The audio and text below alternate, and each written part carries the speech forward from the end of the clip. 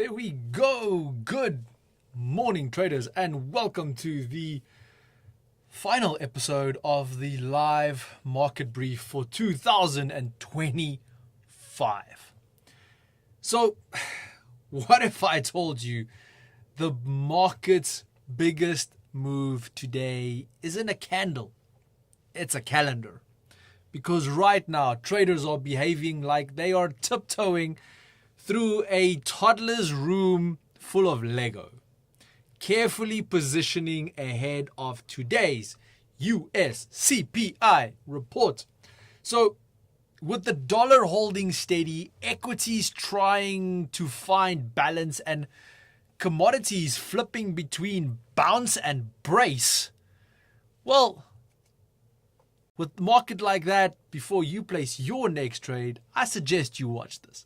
Good morning, I'm Francois, your market analyst here at ATFX Africa, and welcome to your daily market brief, where I break down the key market drivers shaping currencies, commodities, indices, with no hype, no noise, and absolutely not pretending today that it's just a normal Thursday, because, well, today is CPI Thursday.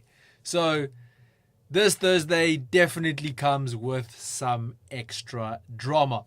Before we get into the session, as always, please remember that everything that I'm going to share with you during this session is for informational purposes only, and at no point in stage during this session will I be providing financial advice. That being said, I do see I have a few good mornings coming through so far. How you all doing? If you are unable to send me a message, all it means is you haven't subscribed to our channel just yet. So please do so, and that will actually allow you to, well, interact with me here today. So as well, some of you might have already received an email from me. Some of you might not have. There is a bit of a change in structure from next year regarding these live sessions. I am moving the sessions onto Zoom and away from YouTube, just so we can make it more of a members club. Let me put it that way. If you have not received this email as yet, please drop me an email. My email is marketbrief at ATFX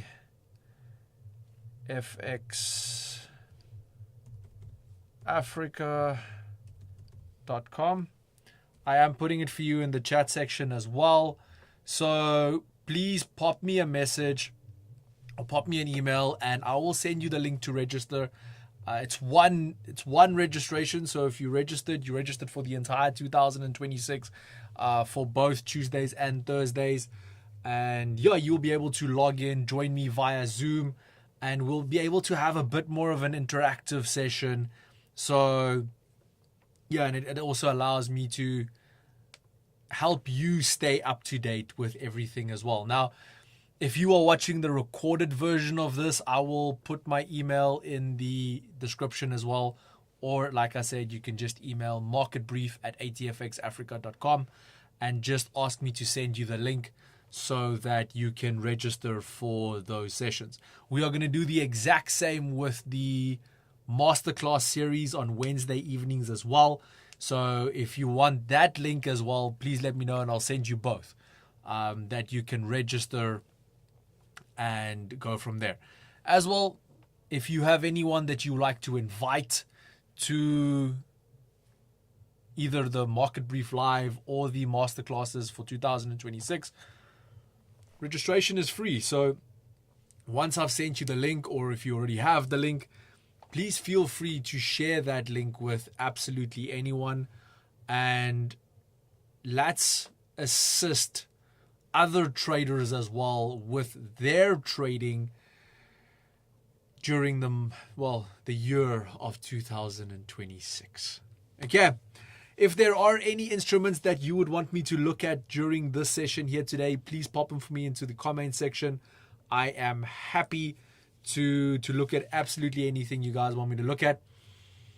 Today, however, I'm going to start right here at home with USD ZAR. Now, the South African Rand is trading around 16 Rand 75 cents to the dollar, which is its strongest level since mid-August 2022. And it's been supported by higher precious metal prices, especially gold. So the very high gold price at the moment is definitely helping our local currency. Now, on the domestic side, the key theme is mainly also inflation that is currently cooling. So South Africa's inflation softened from 3.5% to 3.5%, in November, which is down from 3.6% in October. Which obviously this pushes us closer to the South African Reserve Bank's new 3% target, strengthening the case for a potential rate cut next month. Now, short-term inflation expectations also fell to record lows during Q4 of 2025, which matters because it's a key guide for monetary policy. Add in on top of that, improving fiscal and monetary policy credibility, a lower inflation target expected to support growth, plus increased investment in critical infrastructure and political stability. And while the Rand's broader narrative stays constructive. On the US side, the dollar index is hovering around 98.4, holding on to gains as markets position for November's CPI print, which we will get later this afternoon. So it is expected to show inflation pressure remaining above the Fed's target. Now, policy messaging is also split at this point. We've got a Fed governor saying there is still scope to cut rates amid job market softening. Then we have the Atlanta Fed president, who is more cautious and doesn't expect further reduction in borrowing costs in 2026. And we also have the ECB and Bank of England. Again, such a busy day today, because we have the ECB and the Bank of England's decision that is also due today. So we're going to see some other interest rate decisions as well. And then we have the Bank of Japan tomorrow as well. So the macro backdrop music, if I can put it in such a way, is getting louder. Now, hello everyone. I see Misha is joining us as well. Dennis, I haven't said hi to you as well. So welcome to everyone. Now, if we have a look at the charts here at the moment. So I do see I'm a little, I'm not zoomed in. It's just off center. There we go. So as of at this moment, USD ZAR is sitting around 1677. Slightly lower on the session, not much, but slightly lower. Current resistance is sitting at this 1692 level. So that's our current resistance with, if that is broken, the higher target is here around 1715. Now on the support end, support is currently down here at yesterday's low, which is that 1670 level, more or less around there. And then we have a bit of a lower target, which is also the bottom of the channel, and a way back support level, which is this 1640 level. Now, if we put it this way, in the near term, price action is operating in a zone where support has been vulnerable recently, but volatility and quick reversals are still part of this currency pair's story. So in other words, USD ZAR isn't walking down a straight corridor. It's walking down a corridor where the lights are flickering and the floor sometimes moves. Okay, so Some great setups here at the moment, and definitely something that we can look at. If we do look at this on some lower time frames, again, please apply proper risk management at all times, especially with CPI coming into play later this afternoon. Now, as you can see, there is a relative amount of, that's not the one I wanted, sorry. There's a relative amount of consolidation in this general area here. So if we do get a change of character above this 16.795 area, just a little bit of a retest, that could lead to an ultimate retest of this resistance up here at 1692. Okay. However, if that lower level from yesterday at 1670 gets broken, again, I'll wait for a bit of a retest, but then we can most probably quite safely target these 1640 level down here. And I mean, even if you take this, if you trade this short position from around here, even if you go with a nice big stop loss, just down to the support level around here, you are already looking at almost a 3-to-1 risk to reward ratio. So quite a nice setup there. On the upside as well, I'll take a little bit of a tighter stop on that one, maybe going around here. And that still leaves you with at least a 1 to 1.5 risk to reward ratio on that setup as well. So again, just wait for price action to guide the way. And then there could be some nice intraday setups going into the end of the week on this currency pair as well. So if you do have any questions regarding this, please pop them for me into the comment section. I will be happy to ask or to answer. I do see that Misha also asked for my analysis on gold. Absolutely not a problem. Happy to share. So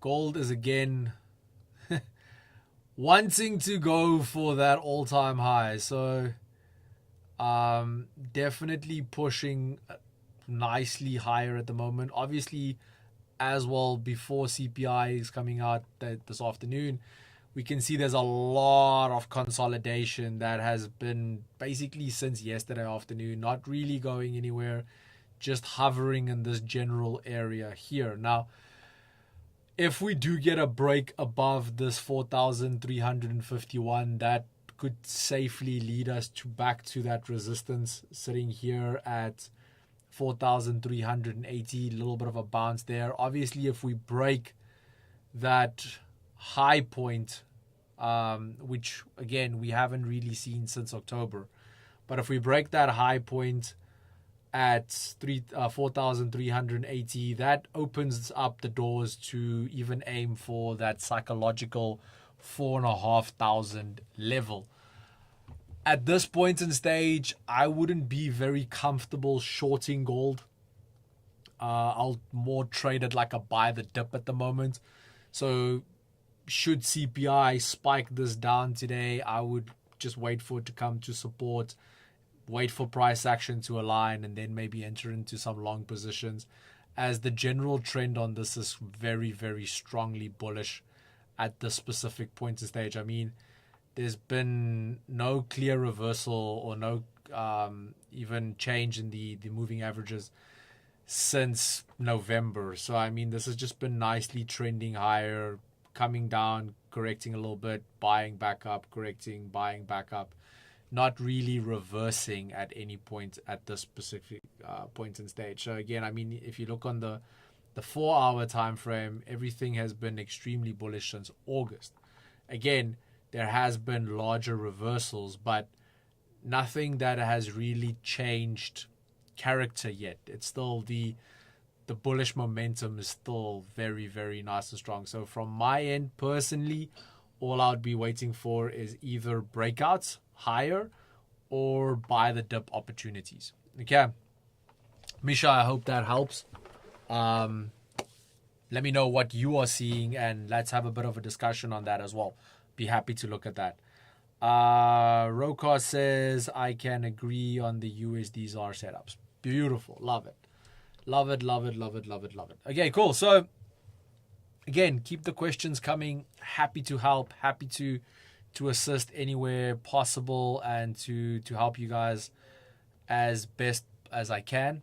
However, next up today is natural gas. And obviously we've been discussing this now for some time. So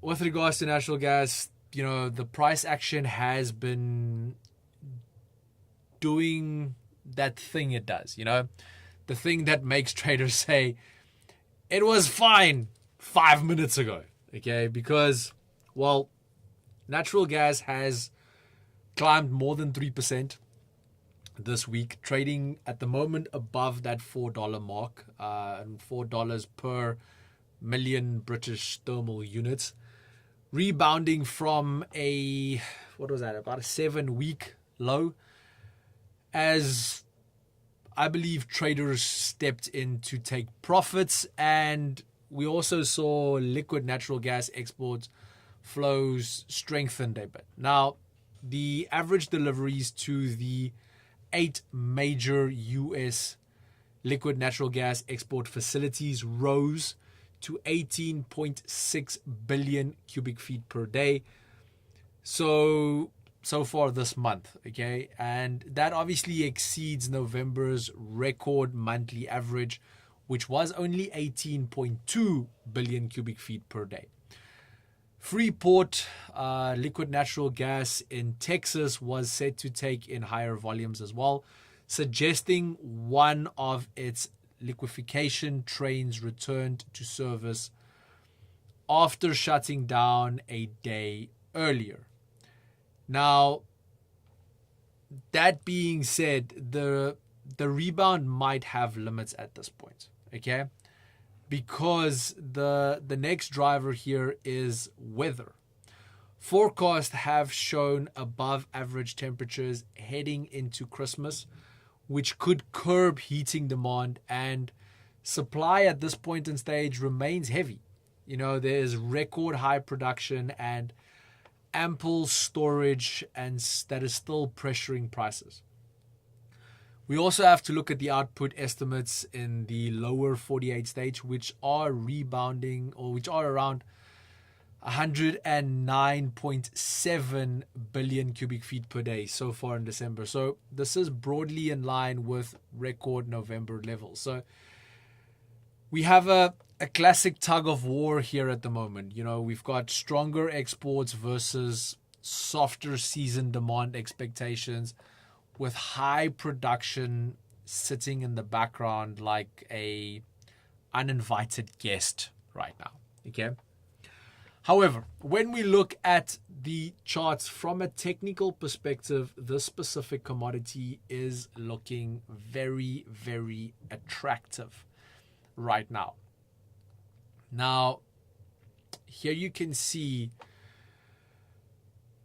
the chart shows obviously that price correction sharply to that $3.77 support level, which was also our 61.8% fib level, which is that golden zone. And from there, it rebounded to where it is trading now above that $4 level. Now, when we do look at the daily time frame, price is still above both the 100 and 200 day exponential moving average, okay?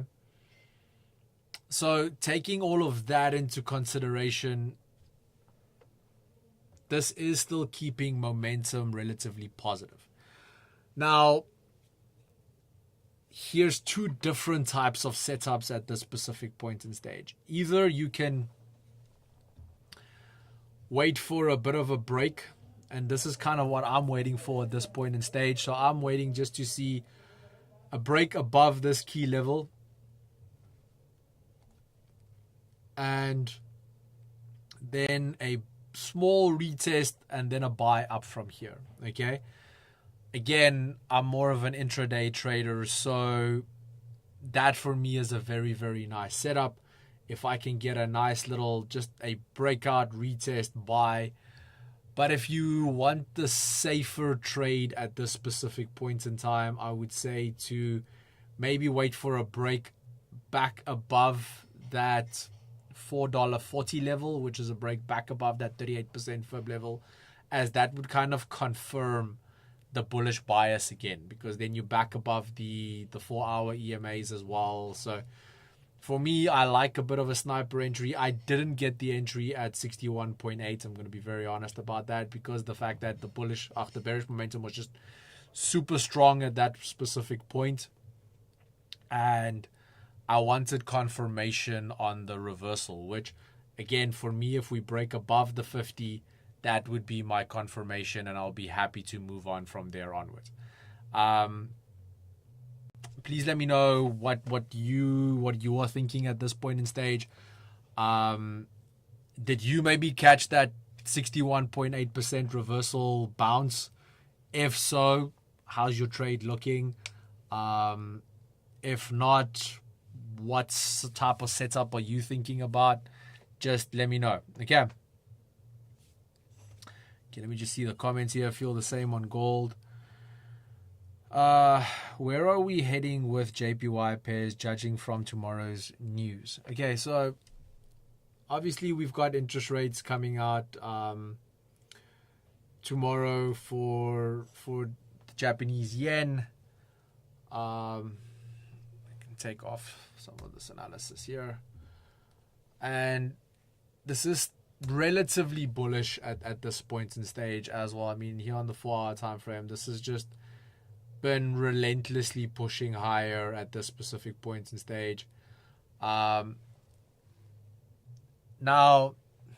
one of two things can happen. Obviously, there is a chance for an actual Bank of Japan increase tomorrow. Now, if Bank of Japan actually increases interest rates, that would be bullish for the Japanese yen, which, for instance, a pair like USD JPY could actually then rebound lower, so start pushing lower on that end. For that specific setup, this is a relatively nice resistance where we are sitting now. So just based on the potential of them actually increasing rates, there's actually a bit of a potential for a reversal back down to these lower levels here at 154.3. Even if we're looking at our stochastics, everything is nicely overbought at this point in stage. So there is a good chance, and this is obviously on the hourly time frame. So again, we're talking here from intraday perspectives on that level, Dennis. So take it as such.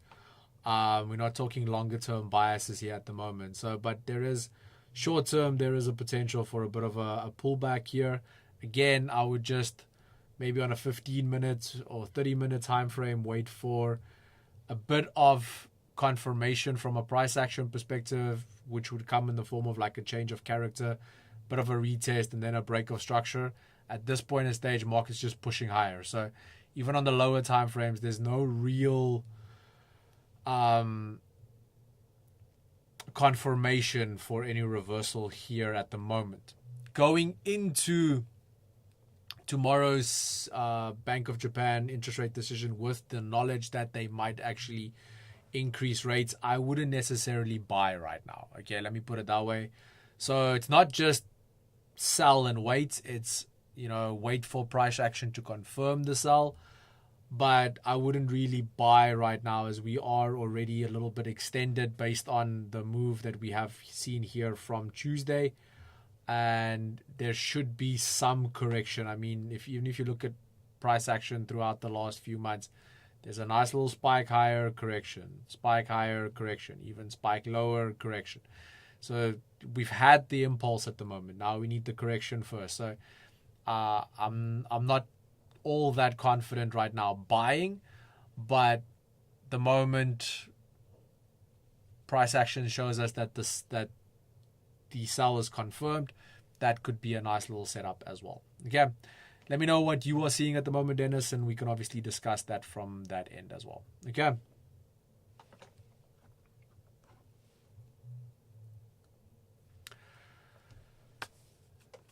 So from my end, I'm gonna close with the S&P 500, obviously my favorite index. Couldn't see not to. I mean, adding in my favorite index for my last market brief live for the year just made sense to me. Okay. So on this specific index, this is where the market's mood swings show up in high definition right now. Okay. US stock futures steadied as investors position ahead of the November inflation report, which again is expected to show price pressure remain above the Fed's target, which is obviously why we saw that massive reversal yesterday. Now, in the earnings backdrop as well, it didn't play out exactly as wanted, but there were some positivity. We saw Micron jumped up 7% in extended trading after better than expected fiscal first quarter earnings and revenue plus a strong outlook. Okay, but in regular trading yesterday, sentiment was absolutely risk off. I mean, the Dow was down about 0.5%. S&P was down 1.2%. NASDAQ was down a massive 1.8%. And losses here were led by heavyweight semiconductors tied to the AI theme. I mean, we saw Oracle sank 5.4% after reports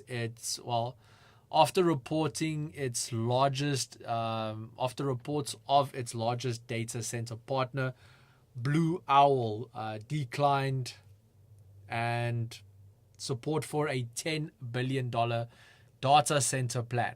Okay, then Nvidia fell 3.8%. Broadcom was down 4.5%. AMD was down just over 5%. So in essence, the story on S&P is pretty clear. CPI is ahead, and big tech, especially semiconductors, has been carrying a lot of emotional weight lately. Now, if we look at the charts here at the moment,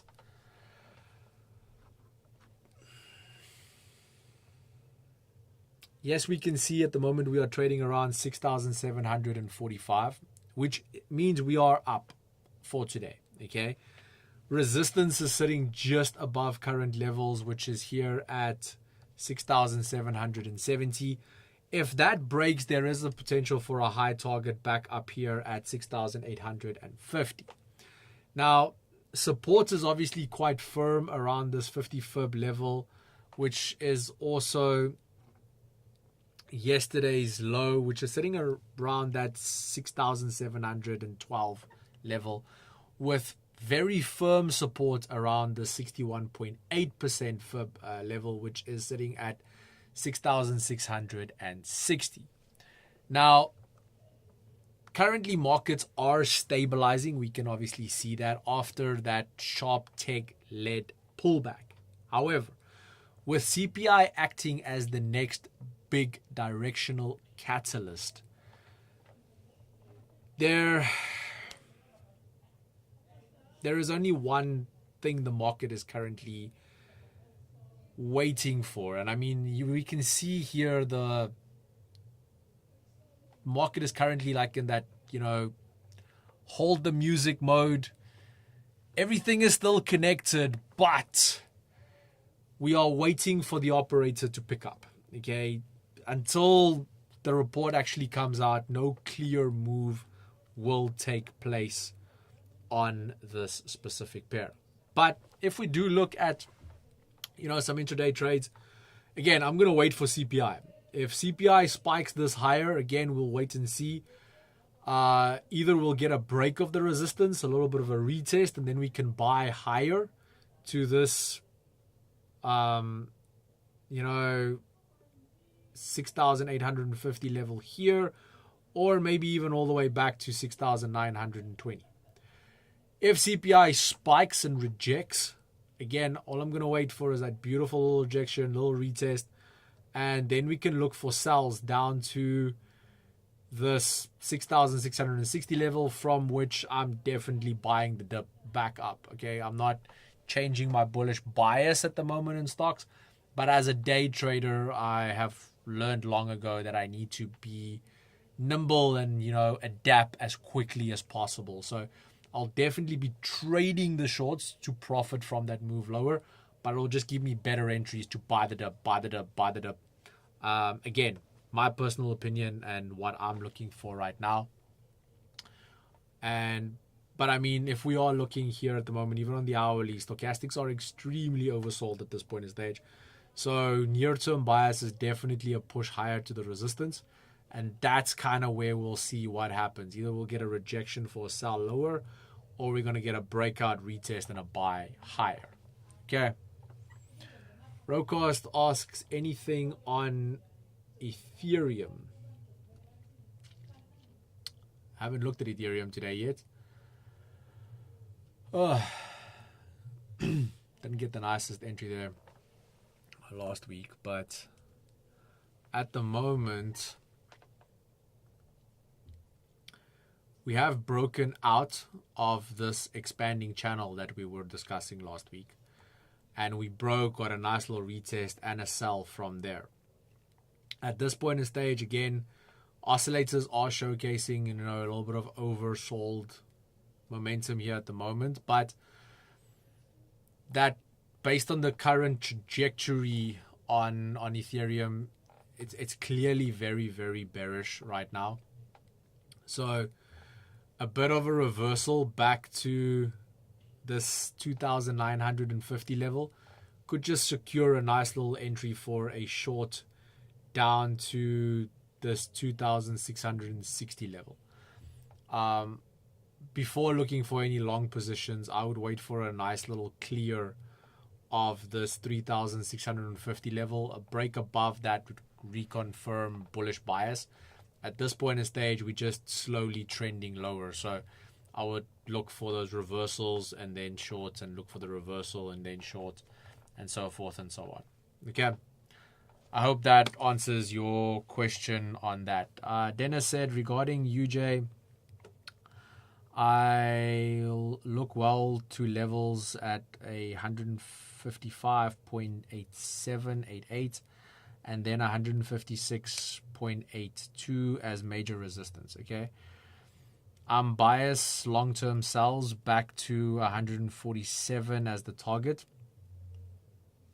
And my trading system allows for this bias currently. Okay, perfect. Love it. Rocast also says agrees with the Ethereum setups. Beautiful. Traders, I think that kind of brings us to the end of today's session, unless there's anything else you guys want me to look at. Based on the three pairs that I covered, I would say that, the big question now becomes, what happens after CPI and this central bank heavy week that we are experiencing? Okay. Does the dollar keep its grip? Does risk appetite maybe return for equities? And does the rand stay in control near these extremely low territories that it is sitting at the moment? I mean, well, for the rand, high territories, but for USDs are low territories. And then discussing natural gas, will the rebound build from where we are now, or will warmer weather forecasts take the wind out of this bullish momentum that we have seen? Well, I'll unpack that for you in tomorrow's market brief, which will still come out. Obviously, it's not a live version, but it will still be there.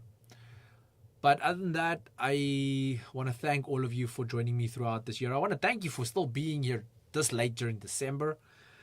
And I hope you all have a blessed Christmas and a happy new year. I'll be back on desk after the 5th of January. So I'll see you guys during that week. And we will take up masterclass sessions again, I think around the 14th of January. So definitely looking forward to having you all during those sessions as well. Okay. That being said, that wraps up today's market brief, brought to you by ATFX Africa, the broker that gives you an edge in today's markets. Now, if you are not trading with ATFX, as yet, just head over to atfx.com or click the link in the description and go and experience the difference for yourself. Traders, until next year, stay sharp, stay focused, and trade smart.